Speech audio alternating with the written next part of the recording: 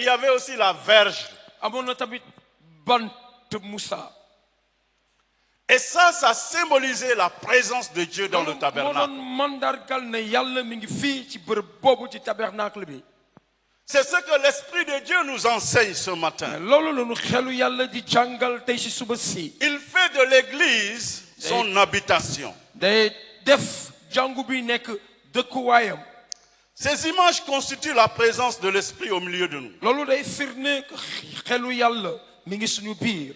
Lorsque nous sommes dans la maison de Dieu, nous cherchons la présence de Dieu au milieu de nous. Et effectivement, c'est ce que l'Esprit attend de nous. Parce que si nous venons à l'église et que nous ne cherchons pas à être dans la présence de Dieu, nous ne cherchons pas à être inondés de la présence de Dieu, alors nous sortirons comme nous sommes entrés. Et dans ce cas, il n'y a aucun changement dans notre vie. Mais lorsque nous sommes à l'église, peut-être que nous sommes venus avec des soucis. Peut-être que nous sommes venus avec des difficultés et des problèmes. Des maladies. Je ne sais quoi.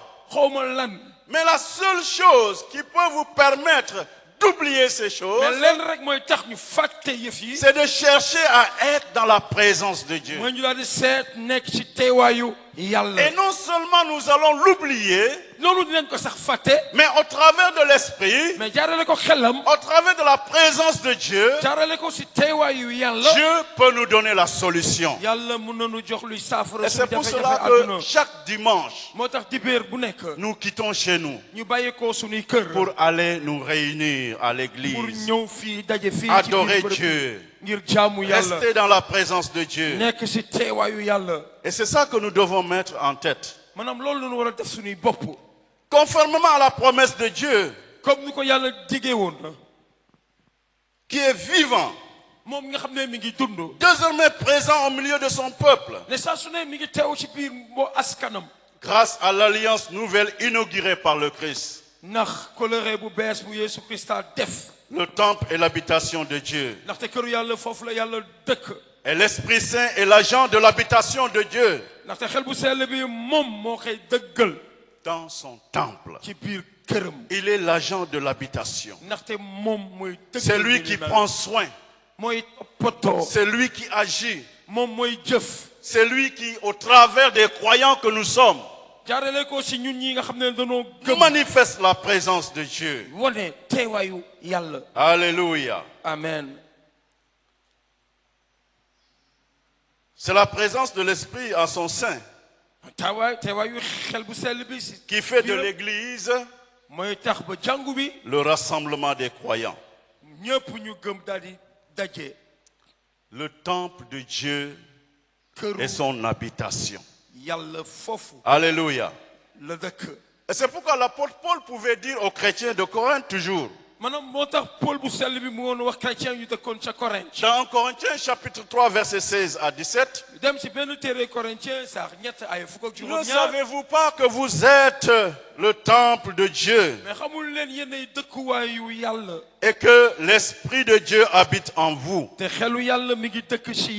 Alléluia. Amen. L'Esprit de Dieu habite en vous. L'Esprit de Dieu est en vous. Et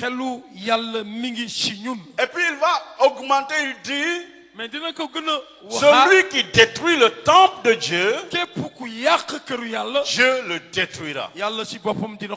Alléluia. Amen. Que ça soit de façon individuelle ou unitaire, nous devons comprendre que nous sommes le temple du Saint-Esprit. Dieu, au travers de son esprit, habite en nous. Et Paul dit, jamais si quelqu'un cherche à détruire le temple, Dieu le détruira. Alors nous devons faire très attention. Cela doit nous pousser à réfléchir. dans notre vie quotidienne, comment est-ce que nous nous comportons? Comment est-ce que nous vivons? Qu'est-ce qui est en train de m'animer? Parce que je suis différent des autres. Vous savez, la vie chrétienne, c'est une vie différente de la vie des autres. Lorsque nous comprenons ce verset, il nous dit que nous sommes le temple du Saint-Esprit et qu'il habite en nous. Nous devons faire très attention. Comprendre qu'est-ce qui doit être mes actions. Comment est-ce que je dois me comporter?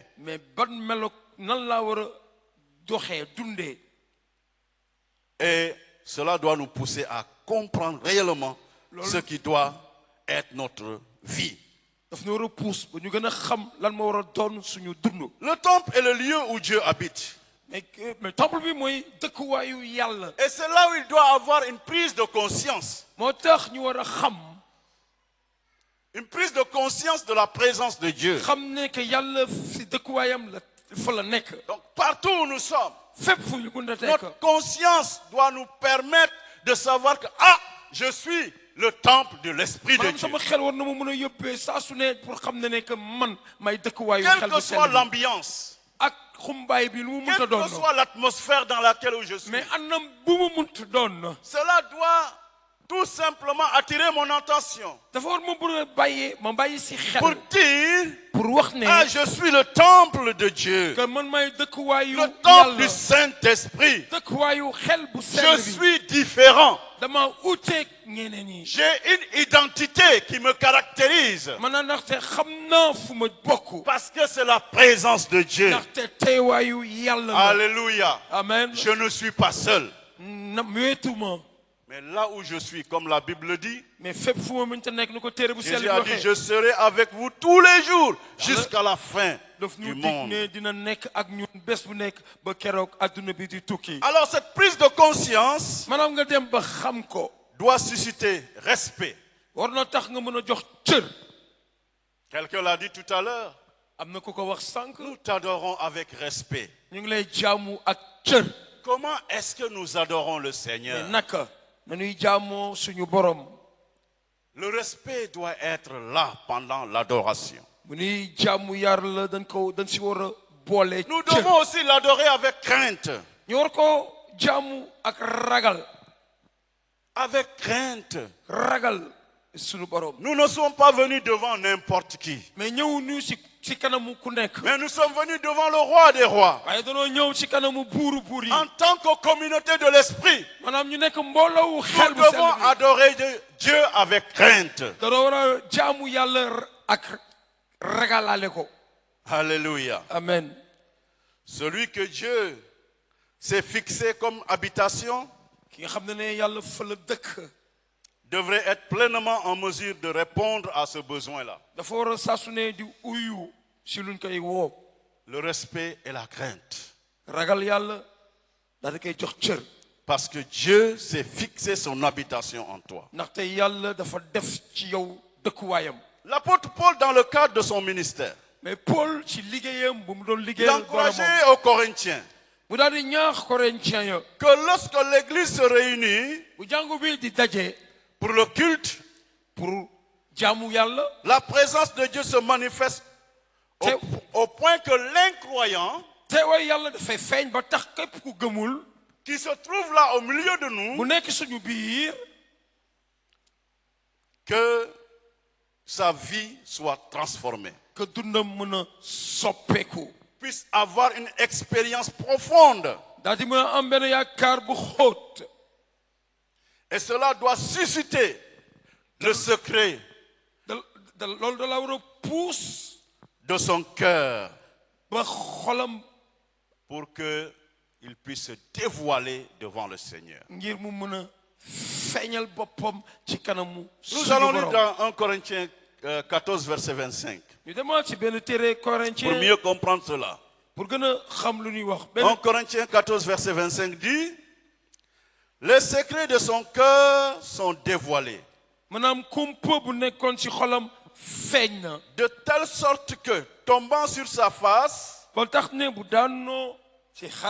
adorera Dieu et publiera que Dieu est réellement au milieu de vous. Alléluia. Donc si dans l'assemblée, il y a quelqu'un qui est là et qui n'a pas encore reçu Christ, en tant que communauté, notre adoration doit faire de sorte que ce dernier soit conscient et qu'il puisse témoigner que ça c'est le vrai Dieu qui est là. Dieu est réellement au milieu de ce peuple. Alléluia. Amen. C'est ça. Une communauté où l'esprit est au milieu de lui. Tous les croyants devraient faire l'expérience. S'ils vivent de la présence de Dieu, que cela provoque la même réaction chez les chrétiens. Que la présence de Dieu qui est en moi puisse contaminer Samuel. Que la présence de Dieu qui est en lui puisse me contaminer. Et ensemble, nous pouvons adorer Dieu en esprit et en vérité. Alléluia. Amen, amen. Le deuxième point que nous allons voir, c'est l'esprit fait de l'église le corps de Christ. L'image du corps est très présent dans la description du Nouveau Testament. Elle sert à illustrer deux vérités importantes. La première, c'est que l'image souligne d'abord le rôle de la tête.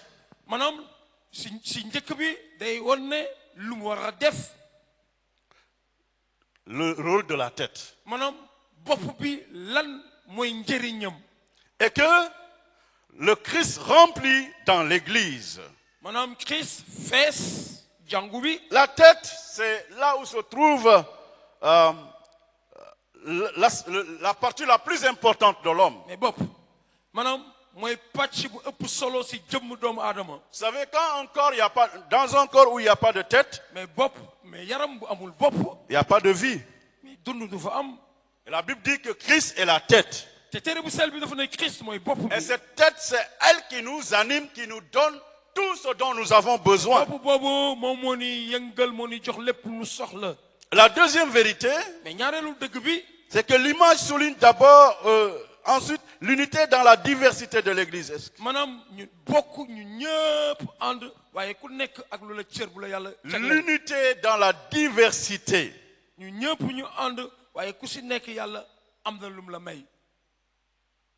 Nous tous qui sommes ici, chacun de nous a reçu quelque chose de Dieu. Moi, ce que j'ai reçu est différent de ce que tu as reçu. Mais ce que tu as reçu aussi est différent de ce que j'ai reçu. Mais en sachant cela, nous devons travailler dans l'unité. Parce que Jésus, au travers de l'apôtre Paul, nous dit que tous ces dons, il nous les a donnés pour l'unité du corps de Christ. Cela veut dire que chacun de nous doit apporter ce qu'il a reçu pour la bonne marche de l'église. Pour une communauté sainte. Alléluia. Amen. Alors, cet aspect, ces deux aspects qui sont l'œuvre d'un seul et même esprit, dont nous voyons dans 1 Corinthiens chapitre 12 verset 11 à 12. Il dit un seul et même esprit opère toutes ces choses, les distribuant à chacun En particulier comme il le veut. Car comme le corps est un et a plusieurs membres, et comme tous les membres du corps malgré leur nombre ne feront qu'un seul corps. Ainsi en est-il de Christ. Alléluia. Il dit malgré le nombre des membres, mais nous formons un seul corps. Même si les membres sont différents. Le pied ne peut pas dire que parce que je ne suis pas pied, comment dirais-je, mais je ne fais pas participer. La main dit que non, comme je ne suis pas œil, je ne veux pas participer. C'est comme ça que Dieu l'a voulu. Pour permettre à la communauté de devenir un corps. Alléluia. Amen. L'apôtre Paul va dire aux Éphésiens. Mais Paul dit dans Éphésiens 1, 22, 23, il dit il a tout mis sous ses pieds. Il l'a donné pour chef suprême l'Église, qui est son corps, la plénitude de celui qui remplit tout en tout. Alléluia. Amen. Le corps ne peut pas se composer d'une seule partie. Et pour que la communauté s'édifie, il faut qu'il y ait la diversité dans l'église. Il faut la diversité n'est pas la division. Mais la diversité, c'est le fait que chacun qui a reçu un don spécifique puisse amener cela et qu'ensemble nous puissions bâtir la maison de Dieu. Alléluia. Amen. L'esprit qui crée l'unité du corps veille aussi à la présence de toutes les parties. Il veille à la présence de tous les parties. Dans le corps, tous les parties doivent agir.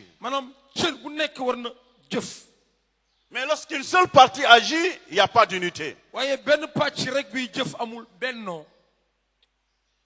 Et quand les autres parties disent que laissons-le à côté, il n'y a pas d'unité. Le Seigneur nous appelle à l'unité. Il veut que nous soyons unis.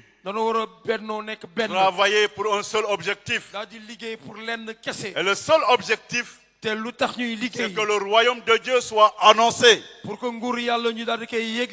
le royaume de Dieu puisse aller de l'avant. Alléluia. Amen. L'Esprit donc veille à la présence de tous les partis du et fonctionne nécessaire à sa croissance saine et à son bon fonctionnement.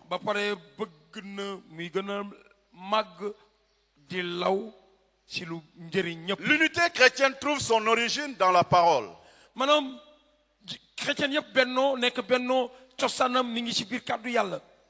Son origine, lorsque nous lisons dans Jean au chapitre 17, nous allons voir d'où est venue cette unité-là. Ce n'est pas quelque chose que nous créons. Ce n'est pas quelque chose que nous voulons dire, oui, il faut que nous soyons unis, non. Jean 17, versets 20 et 21, voilà ce que le Seigneur dit. Il dit, ce n'est pas pour eux seulement que je prie, mais encore pour ceux qui croiront en moi par leur parole, afin que tous soient un. Comme toi, Père, tu es en moi, et comme je suis en toi, afin qu'eux aussi soient en nous, pour que le monde croie que tu m'as envoyé. Alléluia. L'unité dans la communauté de Christ permettra à ce que le monde croie que Jésus a été envoyé par le Père. Mais lorsque nous marchons dans la division, qu'est-ce qu'il y a de meilleur en nous que ceux-là qui sont dans le monde? Nous devons suivre cette parole de Christ, la comprendre. L'unité du corps a été créée par l'Esprit et donc devenue une réalité spirituelle qui se traduit par des expressions concrètes de l'amour. Lorsque ces caractéristiques de la réalité de l'esprit sont présentes en nous, cela prouve l'authenticité du message de Jésus-Christ et atteint spontanément les incroyants à lui. Nous sommes appelés à être une communauté unie. Travailler dans l'unité. Siloé est dans ce sillage-là. Mais il est important que nous puissions redoubler d'efforts. Il est important que nous redoublions d'efforts. L'unité, c'est de pouvoir assister son prochain.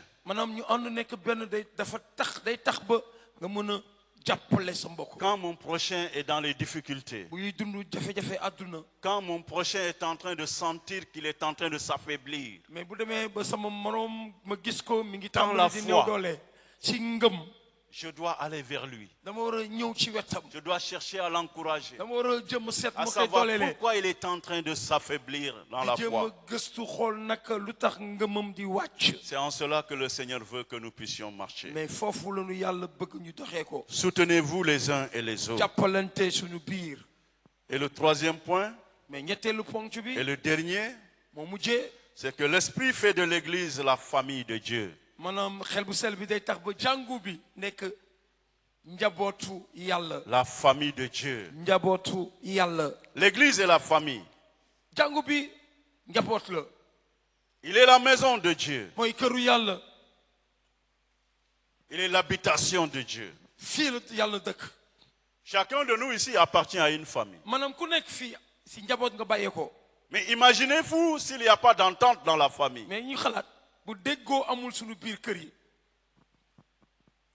Que deviendra-t-il cette famille-là? Chacun veut aller, n'est-ce pas, faire ce qu'il veut. Je connais une famille. Une fois j'ai été là-bas, j'ai vu comment est-ce que vraiment ils étaient en train de vivre dans la famille. Et cela m'a vraiment... Je n'étais pas vraiment confortable. Parce que la personne que je suis venu voir dans la famille, c'est la seule personne, depuis que je suis arrivé, que j'ai vu dans cette famille-là. Jusqu'au repas. Et c'est là où j'ai venu, chacun sorti, il vient, le repas est là, chacun vient, il se sert comme ça et il s'en va. J'ai dit, ah, mais c'est comme ça. Ah, c'est comme ça, hein, ici, c'est comme ça, on vit. Hein. Waouh. Et j'ai dit, mais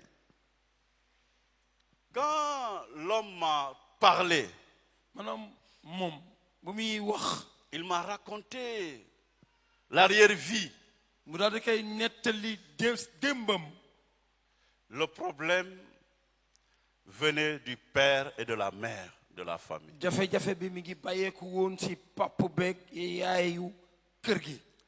C'était un couple qui n'avait pas pris le soin d'éduquer aux enfants dans l'unité, dans l'union.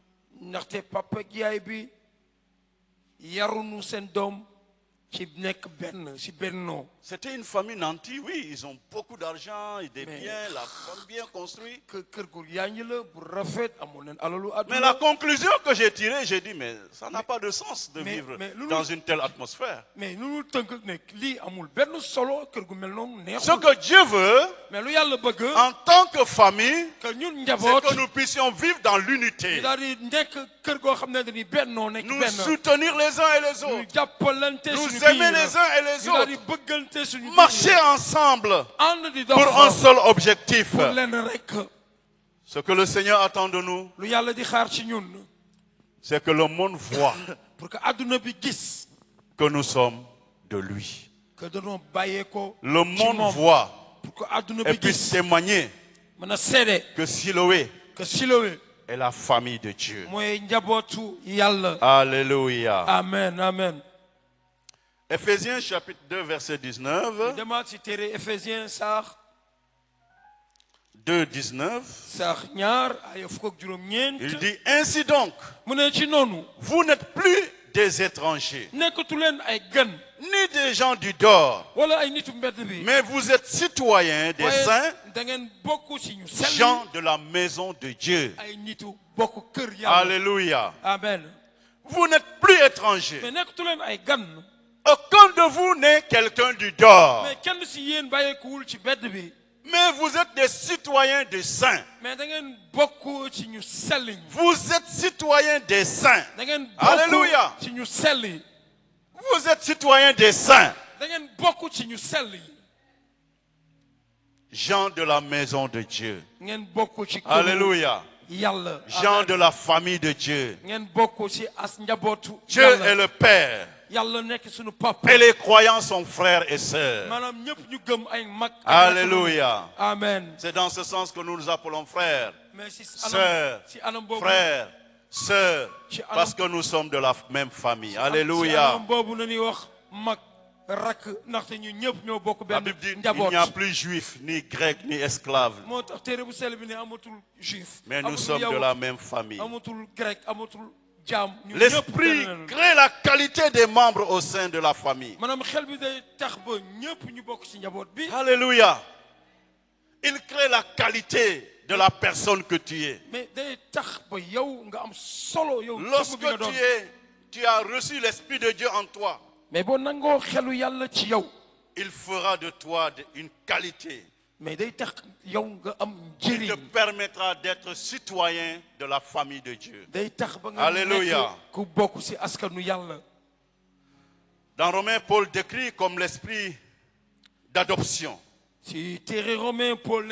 On va parler de cela, Romains 8, 14 à 17. Il décrit comme l'esprit l'adoption, qui pousse le croyant à s'écrier Abba Père. Alléluia. Un cri d'intimité. Un cri qui fait écho au langage de Jésus lorsqu'il s'adresse à son Père. Dans l'adoration, nous nous adressons à Dieu.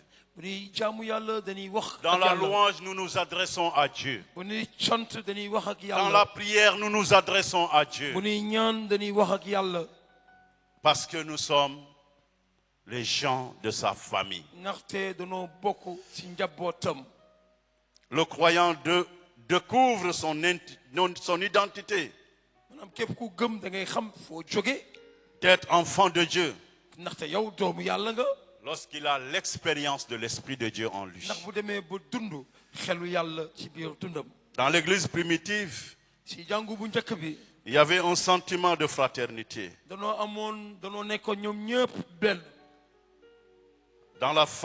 Dans l'église primitive, ils étaient la famille de Dieu. Et nous allons lire ce passage pour terminer. Nous arrêter là. Acte 2, 44 à 47. Acte chapitre 2, verset 44 à 47. Chaque fois quand je lis ce passage, je me pose toujours la question de savoir comment faire pour que l'église d'aujourd'hui redevienne comme l'église primitive. La Bible dit persévérer dans l'enseignement des apôtres, dans la communion fraternelle, dans la fraction du pain, dans les prières. La crainte s'emparait de chacun. Et il se faisait beaucoup de prodiges et de miracles pour les apôtres. Tous ceux qui croyaient étaient dans le même lieu. Et ils avaient tous en commun. Ils vendaient leurs propriétés et leurs biens. Ils en partageaient le produit entre eux, entre tous, selon les besoins de chacun. Ils étaient chaque jour tous ensemble assidus au temple. Rompaient le pain dans les maisons. Prenaient leur nourriture avec joie et simplicité de cœur. Louant Dieu et trouvant grâce auprès de tout le peuple. Et le Seigneur ajoutait chaque jour à l'église ceux qui étaient sauvés. Alléluia. Amen. La finalité de tout ce que nous avons entendu, être l'habitation de Dieu, être le corps de Christ, étant membre de la famille de Dieu, la finalité, il dit le Seigneur ajouta chaque jour à l'église ceux qui étaient sauvés. Alléluia. Amen. Alléluia. Amen. L'église de Siloé aime l'évangélisation. Mais laissez-moi vous dire que lorsque le quartier ou bien la ville, le département de Kermassar verra en vous cette unité, vous n'avez même pas besoin de leur dire que le Seigneur vous aime. Dieu touchera leur cœur au travers de votre union, au travers de votre communauté, au travers de votre entente, au travers de l'amour. Et ils viendront dans ce lieu pour dire votre Dieu est le vrai Dieu que nous devons adorer. Votre Dieu est le Dieu vivant qui doit être adoré. Que le Seigneur vous bénisse. Alléluia. Est-ce qu'on peut prier? Nous allons nous tenir sur nos pieds. Dire Seigneur, nous voulons être unis en tant que famille. Nous voulons marcher en tant que corps. Nous voulons marcher en étant ton temple. Pour que le monde voie que Seigneur, nous faisons partie de toi. Élève la voix et prie dans ce sens-là. Au nom de Jésus. Notre Dieu, notre Père, nous te disons merci ce matin. Merci Seigneur parce que tu es éternel, tu es le roi des rois et le Seigneur des seigneurs. Jésus-Christ de Nazareth, merci encore ce matin de nous avoir permis, Jésus, d'être là pour t'adorer et te magnifier, Jésus. Nous voulons, Seigneur, rester soudés, être une famille, ton habitation, Seigneur. Nous voulons être le corps de Christ et dont chacun de nous, Père, va apporter sa contribution à l'édifice. Seigneur, nous voulons honorer ton nom ce matin. Nous voulons te glorifier, Jésus. Nous voulons te magnifier, Papa au ciel. Fais de cette église ta communauté.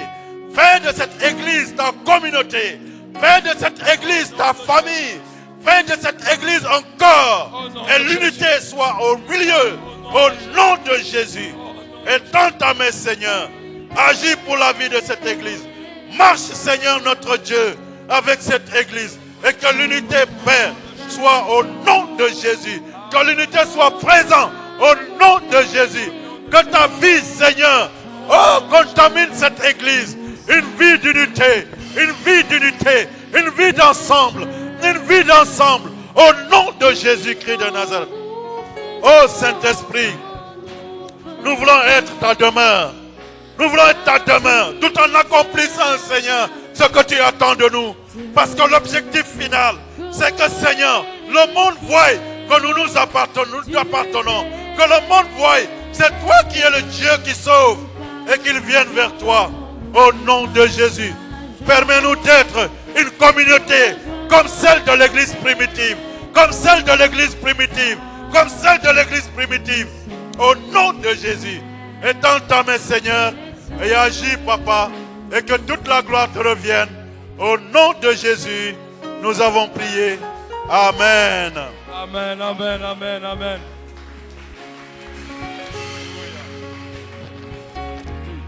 Alléluia.